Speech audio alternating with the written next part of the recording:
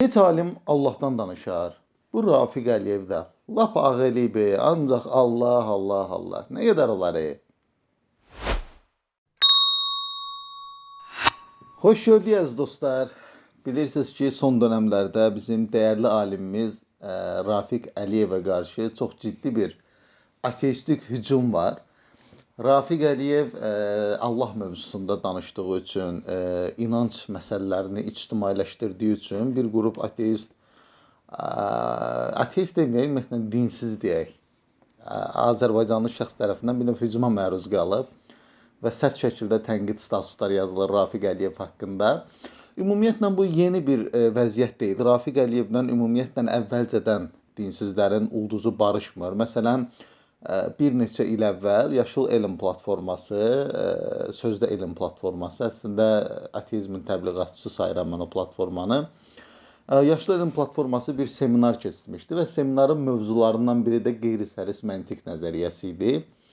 Və çox maraqlıdır ki, bütün dünyada bu mövzuda spiker kimi qonaq çağırılan şəxs Rafiq Əliyevdir. Yəni Azərbaycanlı bir şəxs Rafiq Əliyev dünyanın bir çox ölkəsində, yəni aparıcı ölkələrində bu mövzuda spiker kimi qonaq çağırılır konfranslara. Amma Azərbaycanda Yaşlı Elm platformasının təşkil etdiyi konfransda qeyri-səlis məntiq nəzəriyyəsində danışan şəxs Rafiq Əliyev yox, Türkiyəli YouTuber idi Barış Özcan. Məhz dini inancına görə, mən bunu əminliklə deyirəm, dini inancına görə bu şəxsi çağırmamışlar spiker kimi və onun yerinə Türkiyəli YouTuberi onlayn formada qoşmuşlar və YouTuberə qeyri-səlis məntiq nəzəriyyəsi haqqında danışdırırdılar insanlara, bir YouTuberi.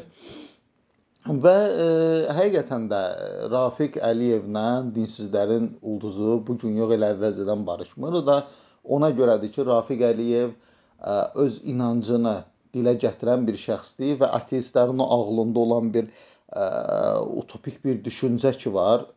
Alim mütləq ateist olmalıdır, inanclı bir insan alim ola bilməz. Bu tabunu yıxdı Rafiq Əliyev, ona görə də ona nifrət edirlər. Bugün iki nəfərin statusunu analiz edəcəyik sizlərlə. Statusu oxuyacağım və bu şəxslərin yazılarını analiz edəcəyik. Biri ODTÜ-nün, Orta Doğu Texnik Üniversitəsinin fizika üzrə bitirmiş, fizika ixtisası üzrə bitirmiş Yalçın İslamzadənin yazısıdır biri, digəri isə yazıcı, ədəbi tənqidçi Orxan Safarinin. Hər ikisinin xətrini çox istəyirəm, hər ikisinin belə deyim, şəxsi olaraq, düşüncə olaraq yox, şəxsi olaraq xətrini çox istədiyim insanlar da, hörmət elədiyim insanlar da, amma yazılarına mütləq formada nəzər yetirmək lazımdır, səhvlərini, düzlərini qeyd eləmək lazımdır. Gəlin əvvəlcə elə çox uzatmadan Yalçın İslamzadənin yazısı ilə başlayaq. Rafiq Əliyev haqqında yazdığı yazı ilə başlayaq. Mənim əvvəllər Yalçın İslamzadə ilə çox yaxın münasibətim olub. Hətta mənim kitabxanamda bəlkə 20-yə yaxın kitab var ki, Yalçın İslamzadənin hədiyyə elədiyi kitablardır. Amma sonradan mən artıq dini inancı qəbul elədikdən sonra, dinə meyilləndikdən sonra, artıq ateizmi tərk elədikdən sonra Yalçın müəllimlə bütün münasibətlərini kəsdi. Bu təbii ki, onun şəxsi yanaşmasıdır və mən hörmət eləyirəm buna. Mən hələ də şəxsi müstəvidə Yalçın müəllimə hörmət eləyirəm. Mənə görə hörmətə layiq də insandır şəxs olaraq təbii ki. Amma düşüncə olaraq təbii ki, ulduzlarımız barışmır. Amma ilk dəfədir ki, Yalçın müəllimi mən tənqid eləyirəm sosial müstəvidə. Bunu bugünə qədər eləməmişəm. Amma artıq düşünürəm ki, lazımdır. İstər dost olsun, istər xətrini istədiyimiz adamlar olsun, düşüncə müstəvisində tənqid eləmək olar. Çox uzatmadan gəlin Yalçın müəllimin Rafiq Əliyev haqqında yazdığı statusdan başlayaq. Deməli, Yalçın müəllim yazır. Rafiq müəllim Əliyev öz ixtisasının dünyaca tanınmış mütəxəssislərindəndir. Lakin dünya görüşü baxımından mən onun bir alim olaraq elmi metoddan, elmi biliklərin və ağlın üstünlüyündən danışmasını umuram, gözləyirəm. Həqiqətən də haqlıdır. Rafiq Əliyev dünyaca tanınmış alimlərdən biridir qeyri-səlis məntiq nəzəriyyəsi mövzusunda və Lütfüzadənin, belə deyək, ən yaxın bu işlərdə qeyri-səlis məntiq nəzəriyyəsində ən yaxın silahdaşlarından biri olub, belə deyək, kolleqalarından biri olub. Və həqiqətən də dünyaca məşhur bir elm adamıdır Rafiq Əliyev və əvvəldə də dediyim kimi Dünyanın bir çox ölkəsində Rafiq Əliyev spiker kimi qeyri-səlis məntiq nəzəriyyəsi üzərində qonaq qismində dəvət olunur universitetlərə, elmi konferanslara və s. Yalçın müəllim davam eləyir. Bizim gənclərin fikirlərinə hörmətlə yanaşdığı yaşlı nəsil əsasən dünyanın faniliyinə və inanca çağırış mesajları verirlər. Yaxşı olardı ki, gəncləri onları onları ötüb keçməyə, ağla, yəni rasional düşüncəyə, öz fikirlərini formalaşdırmağa, mütaliəyə, tənqidi təfəkkürə səsləyərdilər. Deməli, Yalçın müəllim deyir ki, yaşlı nəsil insanları inanca çağırır. Amma yaxşı olardı ki, rasional düşüncəyə, mütaliəyə, tənqidi təfəkkürə səsləyərdilər. Çox yaxşı fikirdir, amma burada önəmli olan odur ki, Yalçın müəllim niyə görə bu fikri digər şəxslərə demir? Məsələn, bir dəfə mən görməmişəm ki, Yalçın müəllim Richard Dawkinsi tənqid eləsin ki, məsələn, sən bioloqsan, sən elm adamısan, niyə görə bütün yaradıcılığının 70-80% inanc mövzusu üzərindədir? Yəni, niyə ateizmi təbliğ edirsən?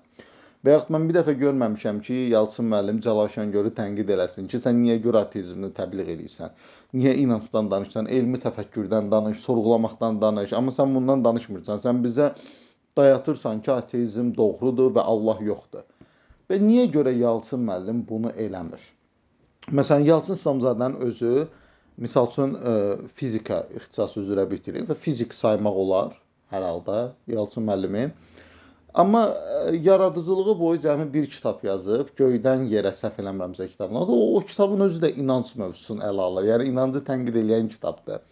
Yəni, əgər məsələ elmi təfəkkürdürsə, sorğulamadırsa, niyə görə bəs bunu eləyən şəxsləri tənqid eləmir və özü də yaradıcılığında yazdığı tək kitabı inanc mövzusunda yazıb və inancın tənqidi üzərində yazıb? Yəni, onda bu cür anlaşılır ki, inanc mövzusundan, yəni elmi metodikanı kənara qoyub inanc mövzusundan danışmaq olar, o halda ki, ateizmi təbliğ edək. Hər halda Yalçın müəllimin sözündən bu başa düşülür. Əks halda ya bu tənqidini Rafiq müəllimə tutduğu tənqidi obyektiv olaraq hamıya tutmalıdır və əgər bunu tuta bilmirsə, Rafiq müəllimə də bu iradı bildirməməlidir. Çünki necə ola bilər ki, Cəlal Şəngör öz ateizmini açıq şəkildə iqrar edə bilir, Allah yoxdur deyə bilir. Və yaxud Richard Dawkins Allah yoxdur deyə bilir, təbliğ eləyə bilir. Yalçın İslamzadənin özü Allah yoxdur deyə bilir, bunu təbliğ eləyə bilir. Amma Rafiq Əliyev Allah var deyəndə, mən müsəlmanam deyəndə, ortada problem yaranır ki, sən niyə inancdan danışırsan, sən sorğulamaqdan danış. Siz də sorğulamaqdan danışın, amma siz də dayatmayın bizə.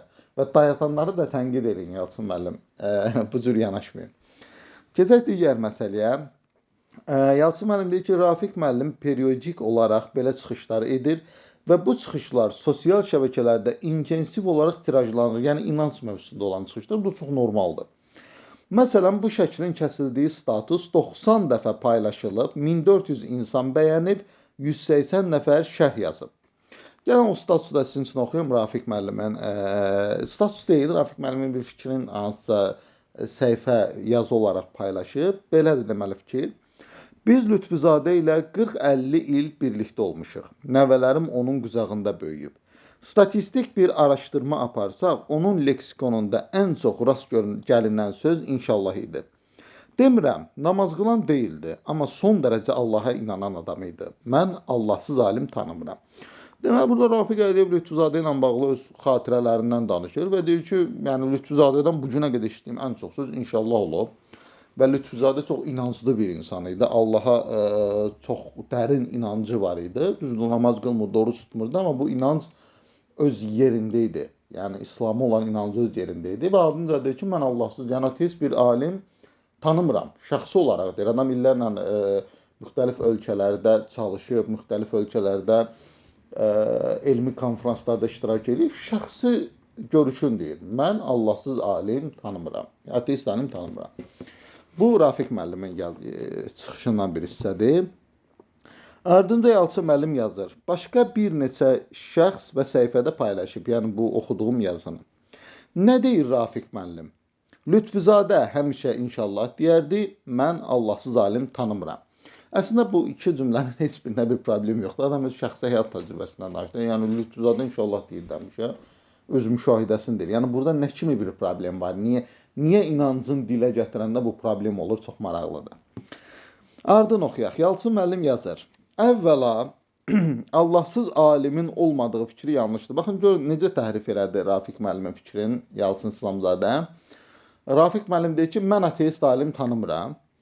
Yalçın müəllim isə tənqidində deyir ki, ateist alimin olmaması fikri yanlışdır. Bəyəm Rafiq müəllim ateist alim yoxdurmu deyib? Yəni bunu mu dilə gətirib Rafiq Əliyev? Xeyr, deyir, mən tanımıram. Yəni mən şəxsən belə bir adam tanımıram ki, görüşüm o adamla, o adam elm adamı olsun, söhbət elim və onun ateist olduğunu görüb. Yəni bunu görməmişəmdir. O demək deyil ki, yəni bu yoxdur. Bu çox bəsit bir məntiq qavramıdır. Çox bəsit bir məntiq məsələsidir ki, Rafiq müəllimin dediyi dünyada ateist alim yoxdur demək deyil.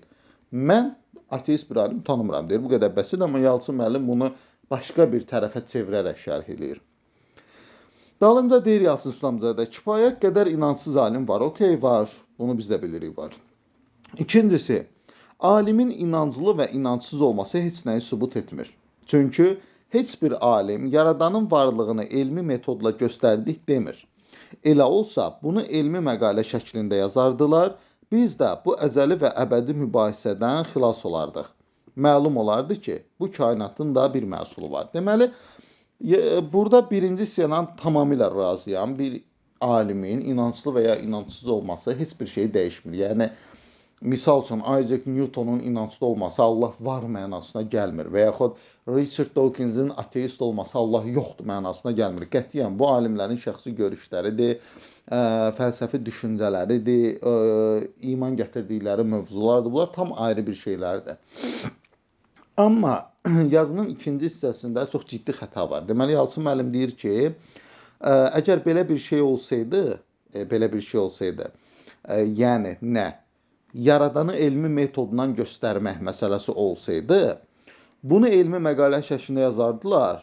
Bizi də bu əzəli və əbədi mübahisədən xilas eləyərdilər. Yəni, Yalçın müəllim deyir ki, əgər bu elmi bir formada təsdiq olunsaydı Allahın varlığı, biz bu mübahisədən xilas olardıq və əmin olardıq ki, kainatda bir tanrı var. Bu çox yanlış yanaşmadır. Çünki elmin isbat elədiyi şeylər və yaxud elmi metodla isbat olunan şeylər mütləq həqiqət mənasına gəlmir.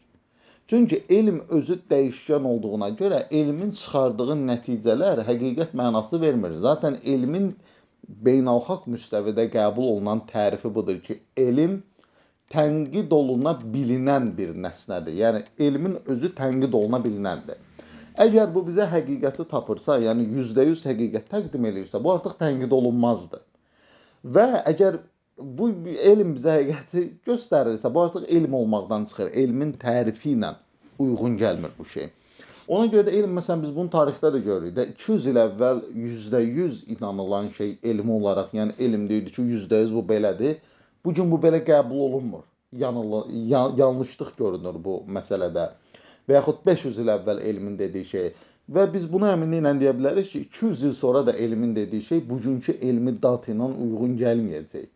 Yəni, mütəmadi olaraq elmdə yenilənmə var. Və ona görə də elmin dediyi bir şey mütləq həqiqət kimi qəbul eləmək yanlışdır. Və Tanrı mövzusu da bu məsələnin başında gələn mövzulardan biridir. Tanrını elm təsdiqləsə, biz ona inanmağa məcbur deyilik. Çünki elm yanıla bilər, elm xəta eləyə bilər. Bizə həqiqəti göstərən şey bu mövzuda məntiq və fəlsəfədir. Və biz Tanrını bu yolla tapırıq, məntiq yolu ilə tapırıq, fəlsəfə yolu ilə tapırıq və elmi yolla tapsaq, zaten ortada çox ciddi problemlər olacaq, çox ciddi yanılmalar olacaq və onsuz da mən əminliklə deyirəm, Yalçın müəllim yenə də bunu qəbul eləməyəcək. Yəni, elmi metodla bir nəfər otursun, bir düstur qoysun ortaya, bir müşahidə qoysun ortaya, Yalçın müəllim yenə də qəbul eləməyəcək, o qədər inanclı bir ateist özü şəxsən. Və bu yanaşma da tamamilə yanlışdır. Ardınca yazır. Isaac Newton fizikadan daha çox mistisizm haqqında yazıb. Ancaq heç vaxt ictimailəşdirməyib. Tamamilə haqlıdır. Isaac Newtonun yaradıcılığını, məsələn, 30% əgər fizikadan bəhs edirsə, 70% metafizik mövzulardan bəhs edir. Mistisizm deyir burada Yalçın İslamzadə. Çox güman kimyagərliyi qəsd eləyir burada. Kimyagərlik elmini qəsd eləyir.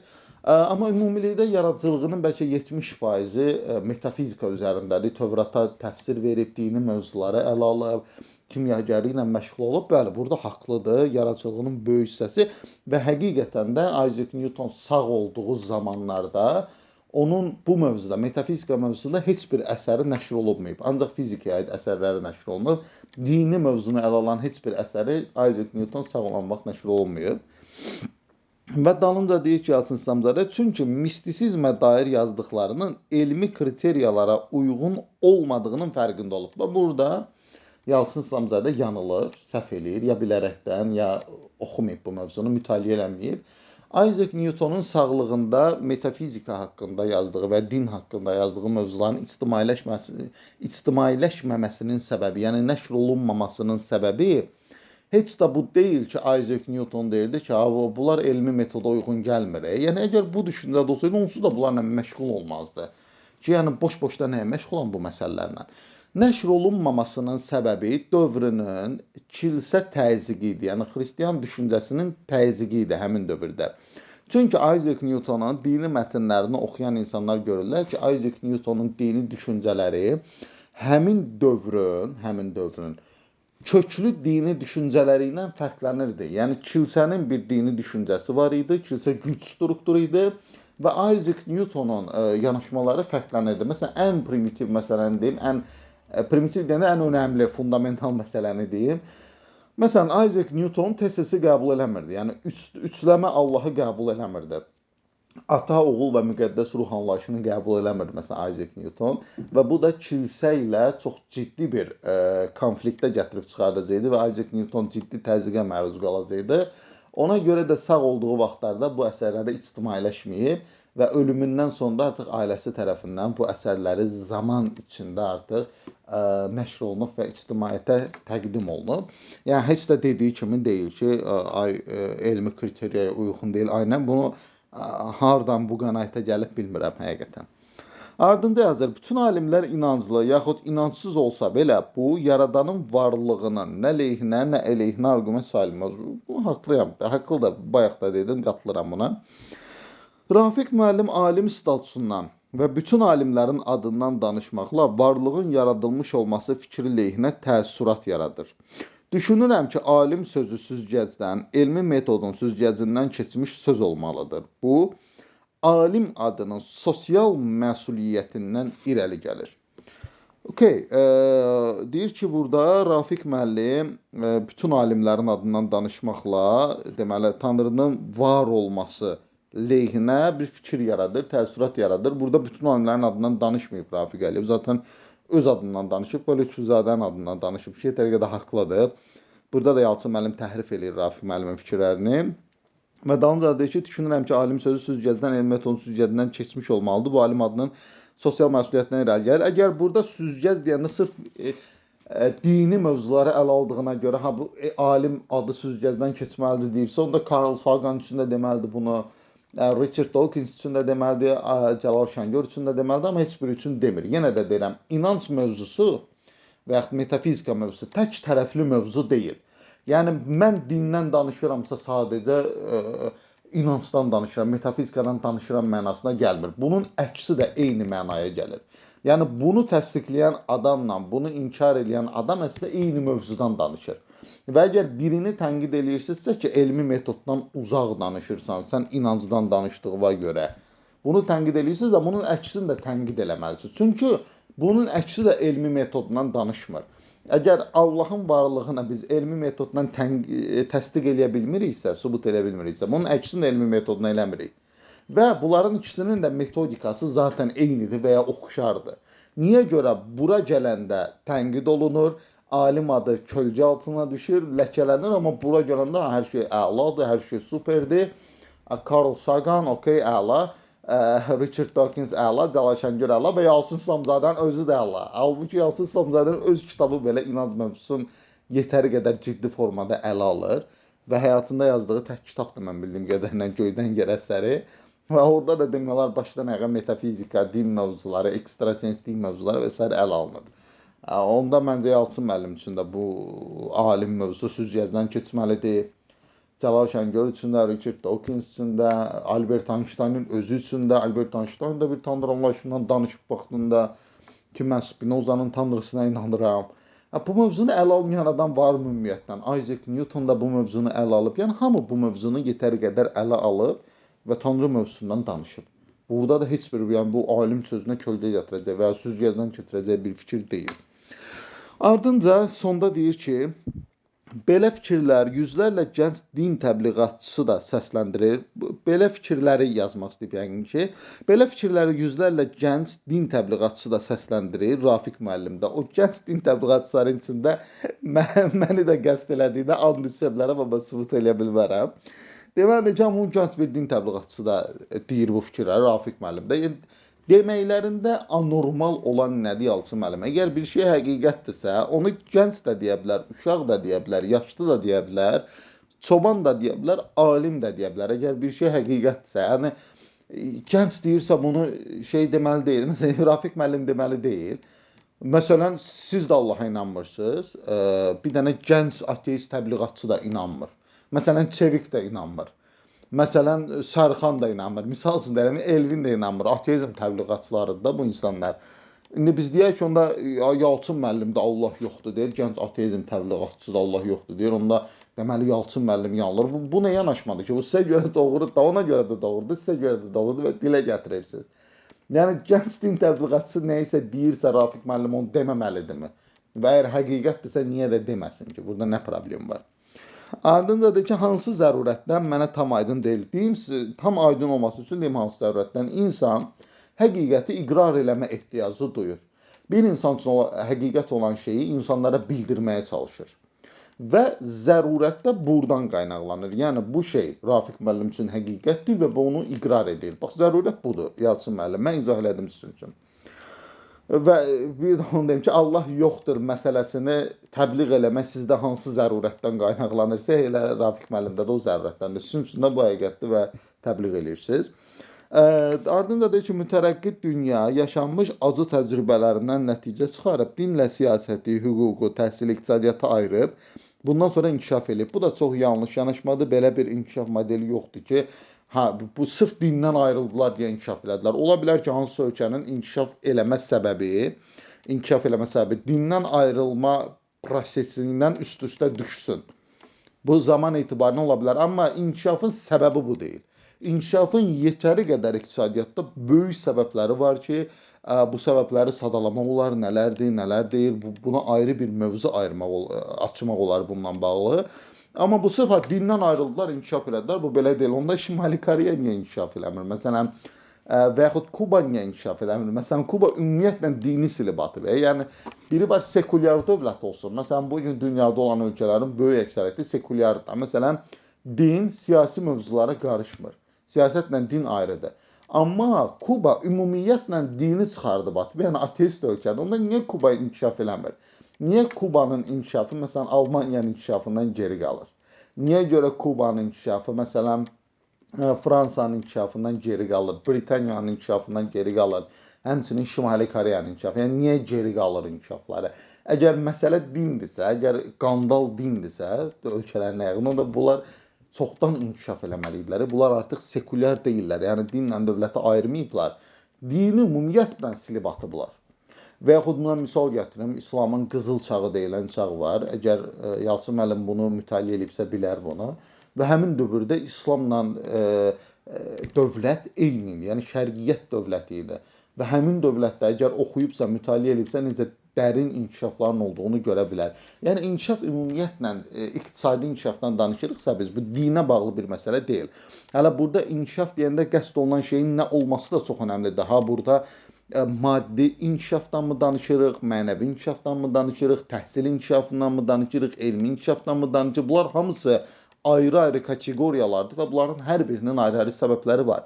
Məsələn, sekulyar dövlətlərdə bəyən mənəvi inkişaf yüksəkli səviyyədədir. Məsələn, dünyadakı təcavüz hallarına baxa bilərsiniz, statistikalara baxa bilərsiniz və yaxud dünyadakı intihar statistikalarına baxa bilərsiniz. Hamısında sekulyar dövlətlər dünyanın ən yuxarı yerindədirlər. Yəni, bu isə inkişaf demək deyil. Əgər maddi inkişafdan danışırsa, maddi inkişafın səbəbləri heç də dindən ayrılma deyil. Burada maddi inkişafın səbəbləri ümumiyyətlə krizə girmə prosesindən sonra ölkənin vəziyyətinin düzəldilməsidir, səhvlərin düzəldilməsidir, iqtisadi sferada atılan xətaların analiz olunmasıdır, bu xətaların yenidən işlənilməsidir, xətaların düzəldilməsidir, yeni bir sistemin ortaya qoyulmasıdır. Burada çox uzun bir proses var. Yəni həddindən ayırdın, biz elədik, biz inkişaf elədik, uçduq, belə bir şey yoxdur və dünyada da bunu görürük. İndi keçək yazıcı və ədəbi tənqidçi Orxan Safarinin yazısına. Orxan Safari də xəttin çox istədiyim bir yoldaşdır. Həqiqətən maraqlı qələmi var. Çox maraqlı qələm var. Amma istədim bu mövzunu da ələ alım. Rafiq müəllimlə bağlı yazdığı mövzunu. Başlayaq. Deməli, Orxan Safari yazır. Sözsüz ki, bugün Azərbaycanda tanınan, əksəriyyət tərəfindən sevilən bir alimimiz, akademikimiz də Rafiq Əliyevdir. Əlbəttə, Rafiq Əliyevin nəzəri cəhətdən alimliyinə heç bir şübhə yoxdur. Ancaq, məsələn, hesab edirəm ki, onun haqqında dünyanın tanınan alim ifadəsi bir qədər artıqdır. Dünyada tanınan alim ifadəsi bir qədər artıqdır. Yəni, o hansı dünyadır, necə tanınır, siyahımı var. Digər tərəfdən Azərbaycanda dünyada tanındığı iddia edilən heç kim özünü dünyaya apara bilmir.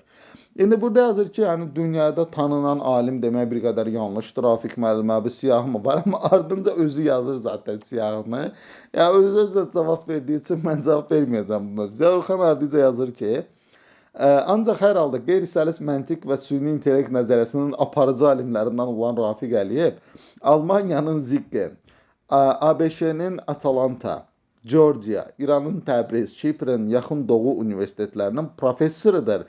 Və bütün bunlar az iş deyil. Yəni, zaten bu dünyanın tanınan alimi deməkdir də, Orxan. Yəni, burada ən azından özün 1, 2, 3, 4, 5 də universitet adı sayılacaq ki, professorudur. Və qeyri-səlis məntiq nəzəriyyəsi, süni intellekt nəzəriyyələr üzərinə həqiqətən dünyada ən tanınmış alimlərdən biridir Rafiq Əliyev. Burada bir problem yoxdur. Yəni, dünyada tanınmış, dünyaca məşhur alim həqiqətən də belədir və özün də dediyin kimi. Ona Azərbaycanda Lütfüzadə varisi də deyirlər, bəli. Fəqət mənə elə gəlir ki, Rafiq Əliyev özünə də, Lütfuzadəyə də zərbə vurur. Niyə? Müşahidə edilən qədər görmək mümkündür ki, Rafiq Əliyev inanclı adamdır. Olsun. Dünyada inanclı alimlər də var. İnanclı alimlər də var.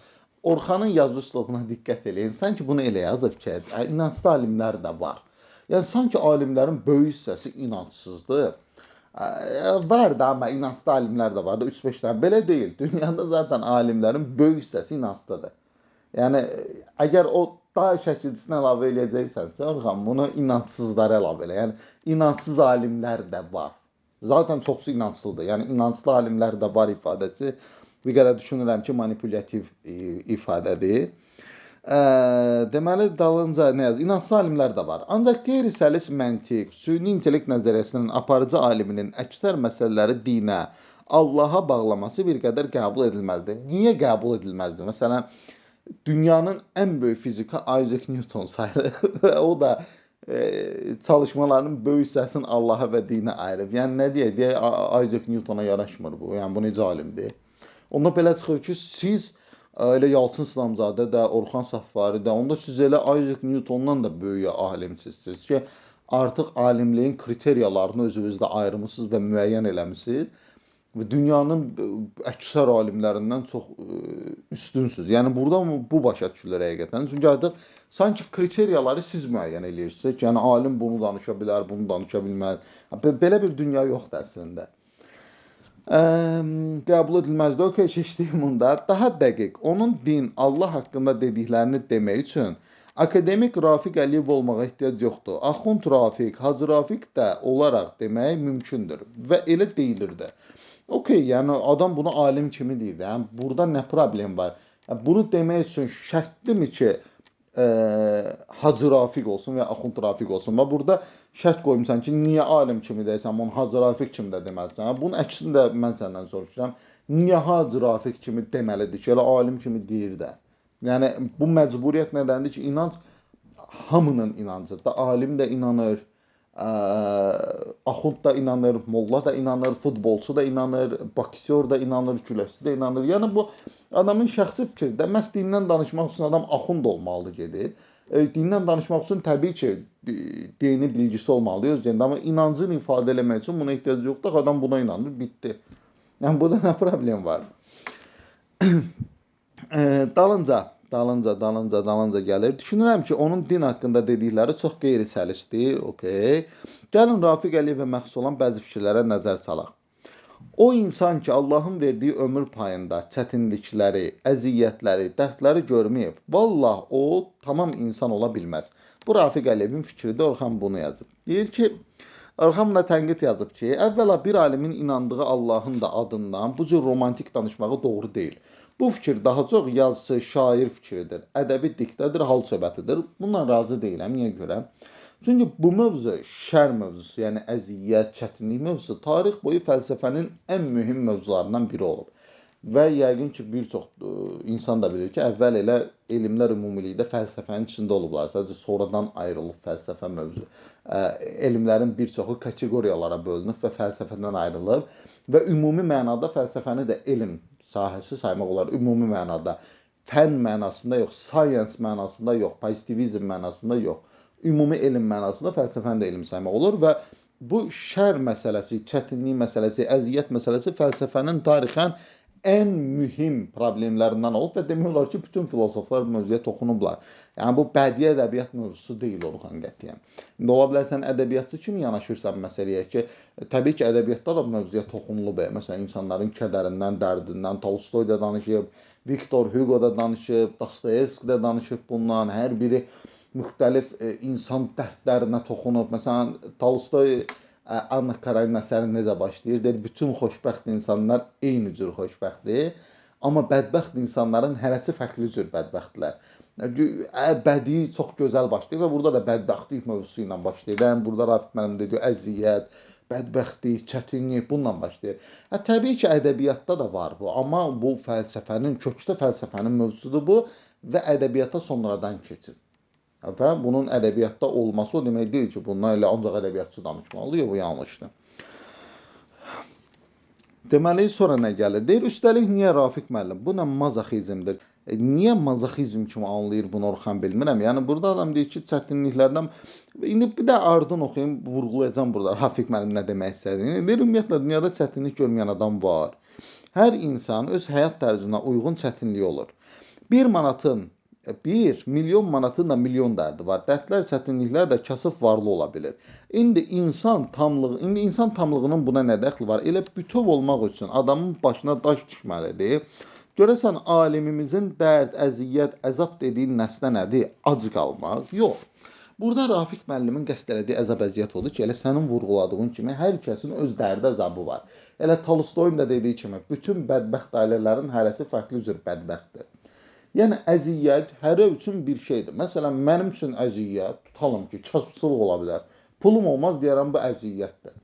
Orxan üçün əziyyət, məsələn, tutalım, kitabxanasında az kitabın olması ola bilər. Misal üçün deyirəm. Yalçın müəllim üçün əziyyət, məsələn, elm adamının dindən danışması ola bilər. Misal üçün deyirəm. Yəni, hərənin bir dərdi, hərənin bir əziyyəti var. Və təbii ki, burada əziyyət getdikcə daha da dərinləşir. Artıq burada ailə məsələləri girir ortaya, xəstəlik məsələləri girir ortaya. Yəni, kiminsə ağır xəstəliyə düçar olması əziyyət ola bilər, kiminsə çox sevdiyi ailə üzvünü itirməsi əziyyət ola bilər.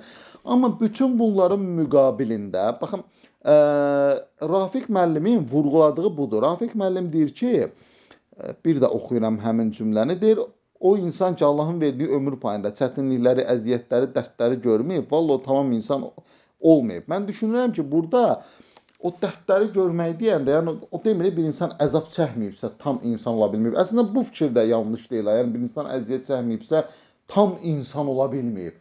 Yəni bu yetəri qədər normal yanaşmadır. Bəli, bir insan əziyyət çəkməyibsə, həyatının hər üzünü görməyibsə, sadəcə bir axışda gedə bilibsə, deməli bu hələ digər insanların tam anlaya bilmir, tam başa düşə bilmir. Yəni tam insan olmamaq demək, o demək deyil, bu heyvandır. Bu mənaya gəlmir Rafiq müəllimi dedi.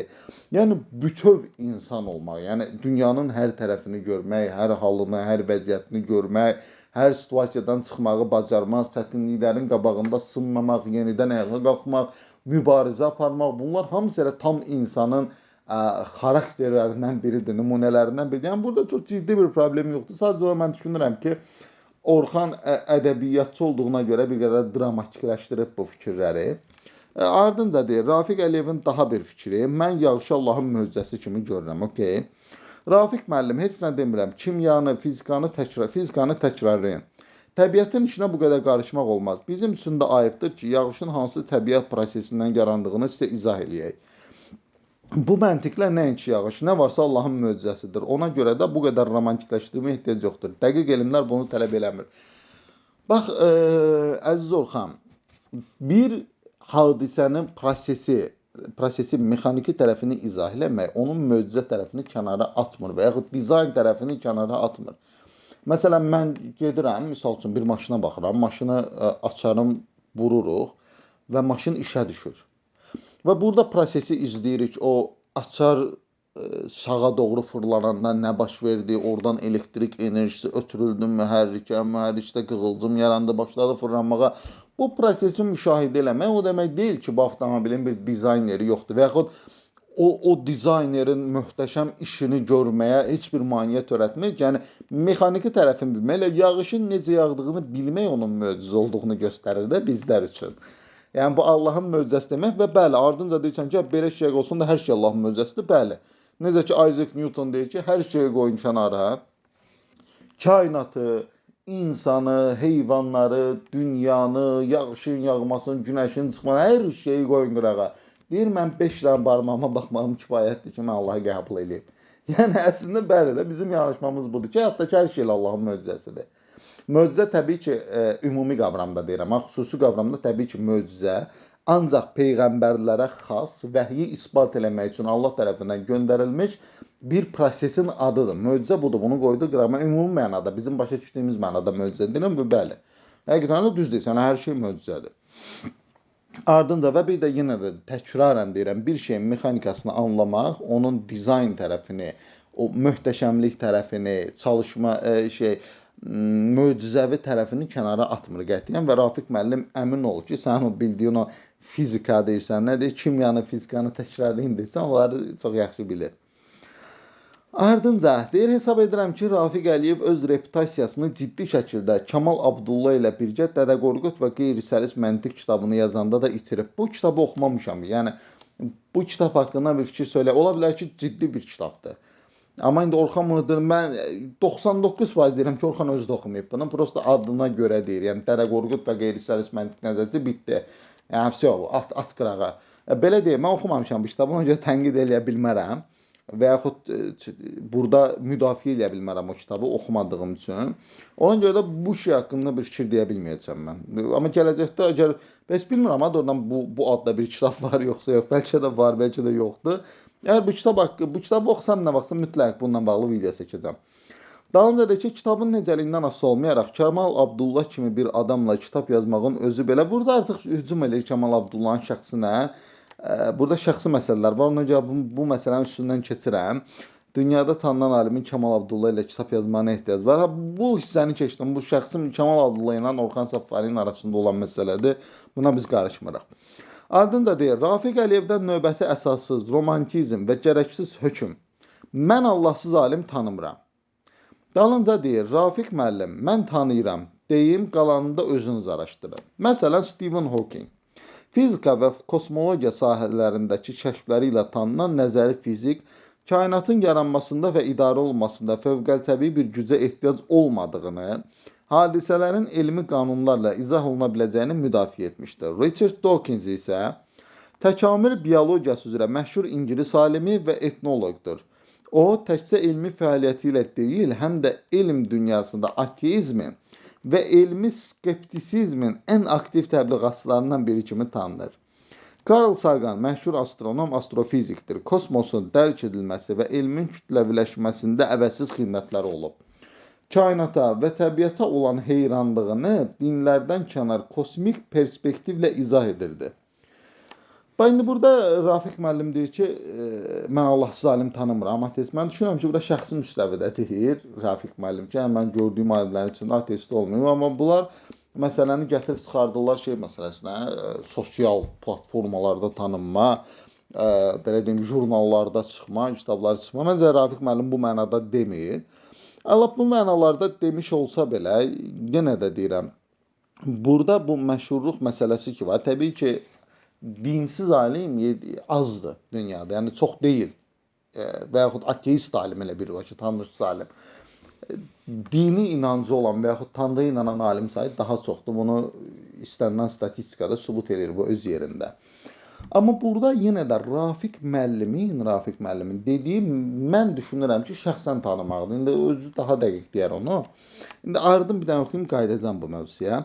Göründüyü kimi Rafiq Əliyevin sahəsindən kənara danışdığı çox şey onun reputasiyasına ziyandır və alimliyinə şübhə sala bilər. Yəni məsələ konkret olaraq inanc deyil. Onda olan inanc milyonlarda var və bu narahat etməyə bilər. Ancaq bir alimin dilindən səslənən romantik iddialar zərərli təbliğatdan başqa bir şey deyil. Okey, bax, bu hissəyə gəlmək istirdim. Bu sadaladığı alimlərlə bağlı dediyindən sonra Yalçın İslamzadəyə bu tənqidi tutdum videonun əvvəlində. Orxana da bu elə eyni tənqiddir. Bu adam deyir ki, bu inanc məsələsi də çox insanda ola bilər. Amma bir alimin dilindən səslənən romantik iddialar zərərli təbliğatdan başqa bir şey deyil. Okey, bunu niyə onda Carl Sagan'a tutmursan? Onda niyə bunu Richard Dawkins'e tutmursan? Niyə Stephen Hawking'e tutmursan? Bax, burada yazdığın 3 alimin üçünün də yaradıcılığının əksər hissəsi inancla bağlı məsələlərdir. Adamlar Tanrı mövzusunu ələ alıblar. Rafiq Əliyev müsbət tərəfdən ələ alıb, bu adamlar mənfi tərəfdən ələ alıblar. Yəni, onda niyə bəs bunu ələ almırsan? Hə, ateistlər deyə bunlar danışırlar, olur faydalı. Amma bu insan müsəlmandır deyə bu adam inanc mövzusunu ələ alanda olur zərərli. Bu hansı ədalətdən doğan bir şeydir? Hansı ədalətdən qaynaqlanır bu? Bu nə cür bir yanaşmadır? Əgər tənqid eləyirsənsə, bu tənqidi ikisinin haqqında da de. Burada əgər sən Stephen Hawking'i, Richard Dawkins'i və Carl Sagan'ı öyə bitirə bilmirsənsə, hərəsinin haqqında bir 3-4 cümlə yazmışsansa ki, bu belə, bu belə. Yəni, niyə bu iradı tutmursan? Niyə bəyəm Richard Dawkins'in yanaşmaları romantika deyil? Yəni, oxumusan mı bir dəfə Orxan Richard Dawkins'in hansı əsərini? Və yaxud Carl Sagan'ın və yaxud Stephen Hawking'i? Yəni, orada romantika yoxdur mu? Rafiq müəllimin dediyinin əksinə danışdığı fikirlər, burada sadaldığın alimlərin hamısı elə sənin dediyin kimi romantikadır. Əgər Rafiq Əliyevdəki romantikadırsa, onlar da romantikadır. Niyə bu alimlərə tutulmur?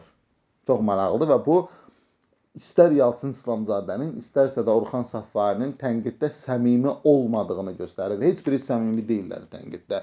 Və bunları qıcıqlandıran dindir, din. Bunlar alim məsələsinə qıcıqlanmırlar. Bunlar elmi metodika, nə bilim nə, bunları qıcıqlandıran səbəb bu deyil. Bunları qıcıqlandıran səbəb ən əvvəldə dediyim. Bu insanların ağlında bir dənə utopik yanaşma var. Bütün elm adamları ateist olmalıdırlar. Bu bir dənə ön qəbuldur, ön mühakimədir və bunun üzərində bir dənə ideologiya yaradıblar özlərində. Və bir gün çox ciddi bir elm adamı, Rafiq Əliyev kimi böyük bir elm adamı çıxıb ortaya mən inanıram deyəndə narahat olurlar.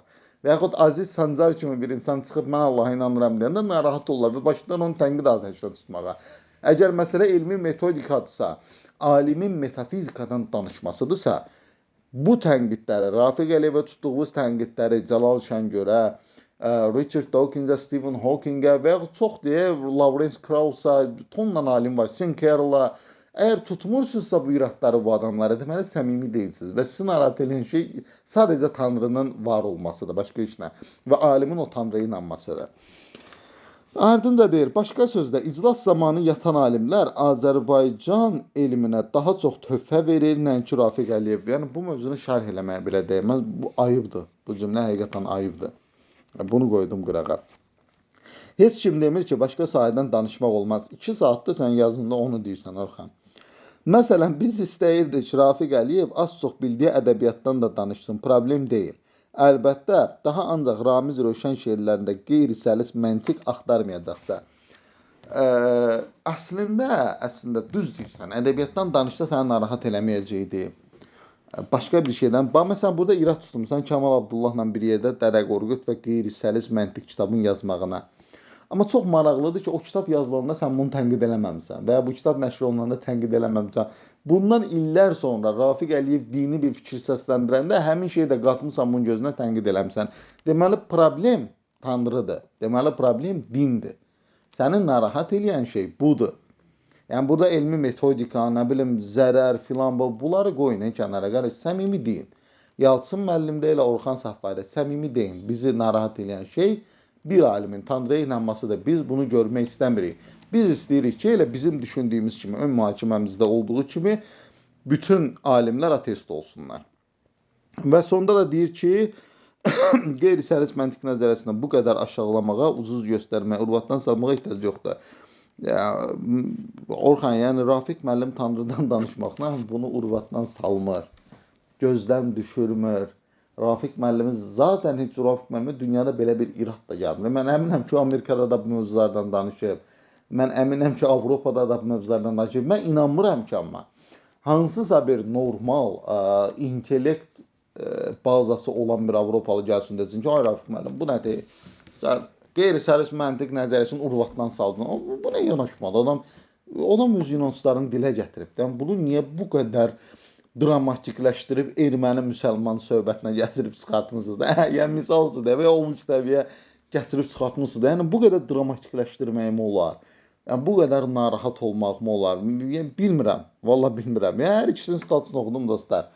Yəni, ortada heç birində ciddi bir tənqid yoxdur. Heç biri, ümumiyyətlə bu iki insan heç bir Rafiq Əliyevlə eyni tərəziyə qoyula bilməz. Çünki nə mənada deyirəm? Yəni, təbii ki, insanlıq mənasında demirəm. Yalçın İslamzadə də gözəl insandır, insan olaraq. Orxan Səfvari də gözəl insandır, insan olaraq. Qətiyyən bunu qəsd eləmirəm. Sadəcə elmi titul olaraq, yəni elmi ağırlıq olaraq, elmi çəki olaraq nə Yalçın İslamzadə, nə Orxan, məsələn, Rafiq Əliyevlə eyni tərəziyə qoyula bilməz. Bu öz yerində. Amma təbii ki, eyni tərəziyə qoyula bilməsələr belə tənqid eləyə bilərlər. Bu o demək deyil ki, məsələn, Rafiq Əliyevi tənqid eləmək üçün mütləq mən də dünya səviyyəli alim olmalıyam. Yox, belə bir şey yoxdur. Səhv fikir varsa tənqid eləyə bilərsiniz. Amma məsələ odur ki, burada Rafiq Əliyevin bir dənə fikrini analiz edib səhv olduğu qənaətinə gəlməyiblər. Nə Yalçın İslamzadə, həm də Orxan Səfvari. Heç biri ancaq burada lağlağı var, ələ salma var. Orxan Səfaridə, Yalçın İslamzadədə isə sadəcə emosional yanaşma var. Yəni, bu niyə dindən danışır? Yəni, bir dənə problem budur da. İki yazın, ikisinin də problemi, yəni toxunduğu problem odur ki, bu adam niyə dindən danışır? Yəni, niyə Tanrıdan danışır? Niyə Allahdan danışır? Yəni, bu adamların da problemi budur. Və burada bir dənə yazısını ələ alıb, bir dənə çıxışını ələ alıb, ciddi bir formada rasional tənqid eləməyiblər.